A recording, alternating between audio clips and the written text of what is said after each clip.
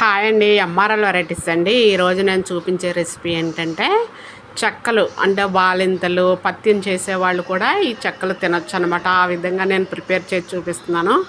ఎంతో క్రిస్పీగా టేస్టీగా చాలా చాలా బాగుంటాయండి. మీ అందరూ కూడా మా ఛానల్ మీరు ఇదే ఫస్ట్ టైం చూస్తున్నట్లయితే చూసిన ప్రతి ఒక్కరు కూడా తప్పనిసరిగా సబ్స్క్రైబ్ చేయండి. కామెంట్స్ ఏమన్నా ఉంటే కనుక నాకు తెలియజేయండి. చూడండి చెక్కలు ఎంత బాగున్నాయో, ఎంతో టేస్టీగా ఉంటాయండి, క్రిస్పీగా ఉంటాయి. చూడండి, వరిపిండి బియ్యం కడిగి ఎండలో పెట్టి బియ్యం పిండి పట్టిస్తాం కదండి, అలాంటి పొడి పిండి అనమాట. ఎండిన పిండితో తగినంత సాల్ట్ కలుపుకొని ఇందులో వెన్నపూస కలుపుకోవాలండి. వెన్నపూస బాగానే పడుతుంది, కొంచెం వేసుకోవాలి. వెన్నపూస వేసుకుంటే బాగుంటుంది. ఇది 2 కేజీలు ఉంటుందండి. వరిపిండి 2 కేజీల పిండి అండి ఇది. దాన్ని బట్టి క్వాంటిటీని చూసుకోండి మీరు. చూడండి, వెన్నపూస చక్కగా వరిపిండిలో కలుపుకోవాలి. నేను కొంచెం ముందు తీయాల్సింది, కొంచెం గట్టిగా ఉంది, అయినా సరే కరిగిపోద్దండి వేడికి. బయటికి తీసాక కరిగిపోద్ది. ఇప్పుడే ఫ్రిడ్జ్లోంచి తీయడం వల్ల కొంచెం గట్టిగా ఉంది. ఇలాగా పొడిపిండిలో వెన్నపూస కలపాలండి. వెన్నపూస కలిపితే మనకి బాగుంటుంది చక్కగా. కొంచెం ఎక్కువే, మరీ ఎక్కువ కాకపోయినా సరిపడగా కలుపుకోవాలి.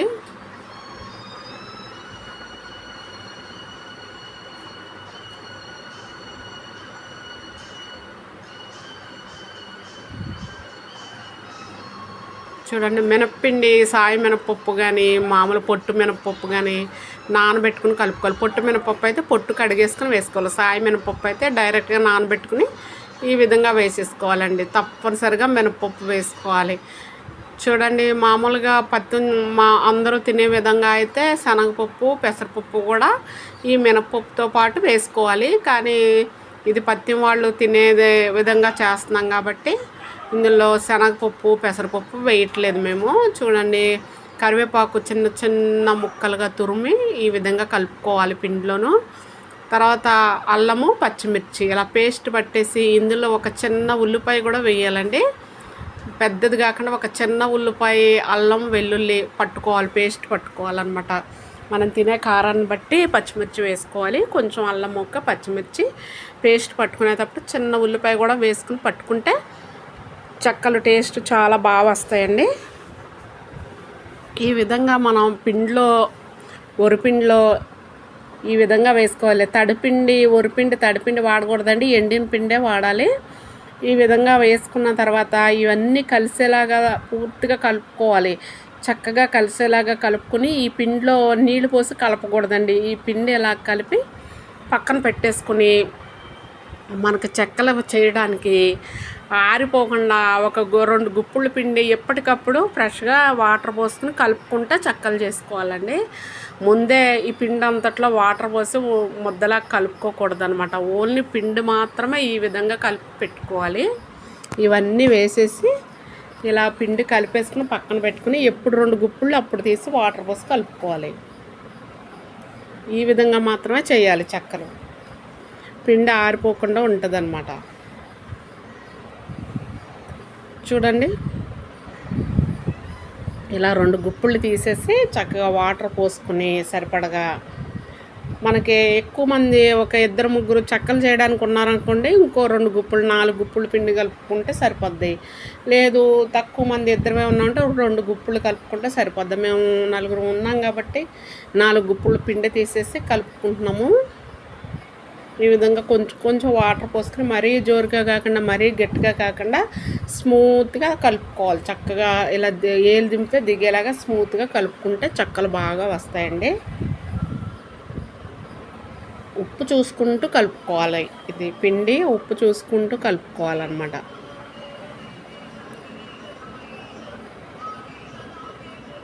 ఈ విధంగా చక్కగా కలుపుకోవాలి. ఉప్పు చూసుకుంటూ వేసుకోవాలి. మనం పిండి అంత వాటితో పాటు ఉప్పు వేసాం, ఉప్పు అది సరిపోతే కలిపేటప్పుడు చూసుకుని ఈ విధంగా కలుపుకోండి. ఈ విధంగా ఆయిల్ ప్యాకెట్ కట్ చేసుకుని ఈ విధంగా నూనె రాసుకుని ఇందులో చేతికి నూనె రాసుకుని ఇలా చేతిలోకి ఉండ తీసుకుని చక్కగా చేసుకోవాలి. ఈ కాగితానికి కూడా ఆయిల్ పేపర్ అండి ఇది. ఈ పేపర్ కూడా నూనె రాసాను నేను. ఆ పేపర్కు నూనె రాసి చక్కగా చేతికి కూడా నూనె రాసుకుని ఈ విధంగా చేసుకుంటే మనకు చెక్కలు చాలా బాగా వస్తాయి అన్నమాట. నూనెలో వేసేటప్పుడు కూడా చక్కగా వచ్చేస్తాయి పేపర్ నుండి మనకి. ఆయిల్ షీట్ అండి ఇది. మనం సన్ఫ్లవర్ ఇలాంటి ఆయిల్ తీసుకుంటాం కదా,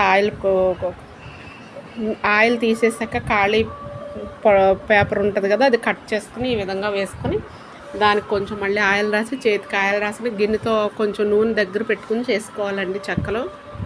చేయి తడుపుకుని నూనెలో ఈ విధంగా చిన్న చిన్న ఉండలు తీసుకుని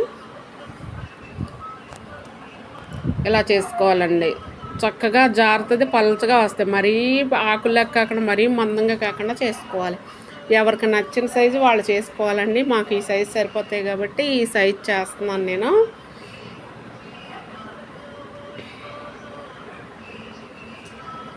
అన్నీ కూడా ఇలాగే ప్రిపేర్ చేసేసుకోవాలి చెక్కలు.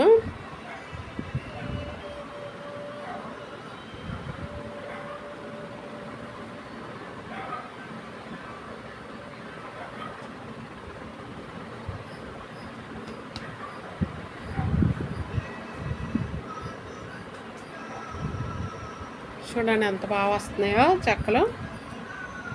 నేను తెలియని వాళ్ళ కోసమని ఎంతసేపు చూపిస్తున్నాను ఈ వీడియో. చెక్కలు రాని వాళ్ళు ఉంటారు కదండి, వాళ్ళ కోసం ఎక్కువసేపు చూపిస్తున్నాను చేయడం. నూనె గిన్నె దగ్గర పెట్టుకుని కొంచెం నూనె వేసుకుని చేయి తడి చేసుకుంటూ నూనెలో తడి చేసుకోవాలి. బాగా జరుగుతుంది, చేతికి పిండి అంటకుండా చక్కగా జరుగుతుందండి ఈ విధంగా అయితే.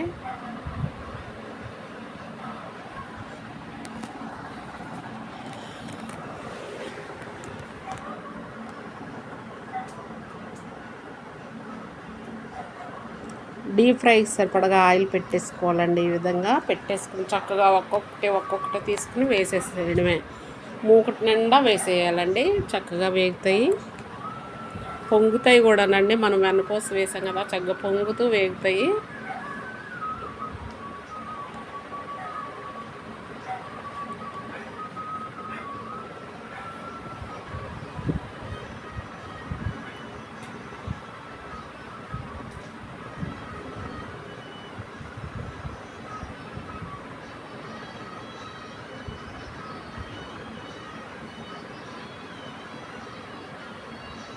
చక్కగా వేగుతాయి ఈ విధంగా అయితే.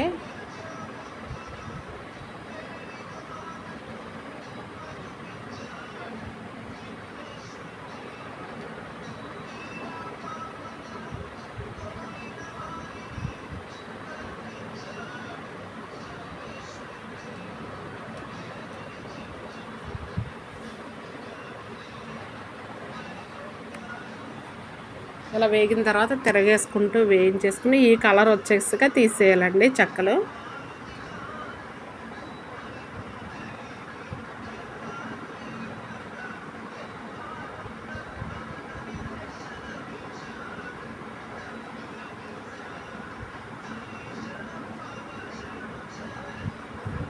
నూనె వాడాక ఈ విధంగా తీసేసుకోవాలి. చాలా బాగుంటుంది, క్రిస్పీగా ఉంటాయి, టేస్ట్ సూపర్ ఉంటాయి. స్నాక్స్ పిల్లలకి చాలా బాగా ఉపయోగపడతాయండి ఇవి.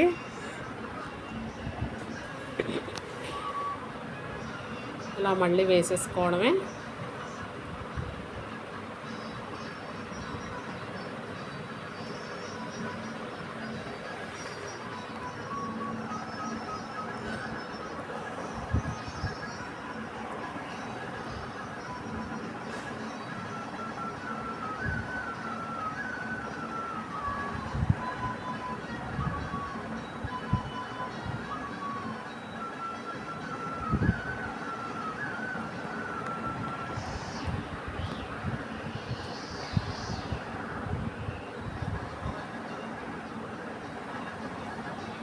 ఈ విధంగా మూకుటి నిండా వేసేసుకుని వేపుకోవాలండి.